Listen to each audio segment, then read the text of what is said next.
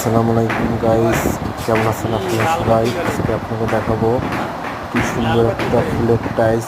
এই টাইসটা বেসিংয়ে লাগাইতে আছি। এই টাইসটা আপনার যে কোনো জায়গায় চাইলে লাগাইতে পারেন, বেসিংয়ে লাগাইতে পারেন, বারান্দা এবং গেটের সামনে যে কোনো জায়গায় লাগাইতে পারেন। খুবই সুন্দর সাদা একটা টাইস। এই টাইসটা আপনারা লাগাবেন, দেখেন টাইসটা আপনাদের কেমন লাগে। যদি ভালো লাগে তাহলে আমার চ্যানেলটা সাবস্ক্রাইব করে দেবেন, বেল বাটন বাজাই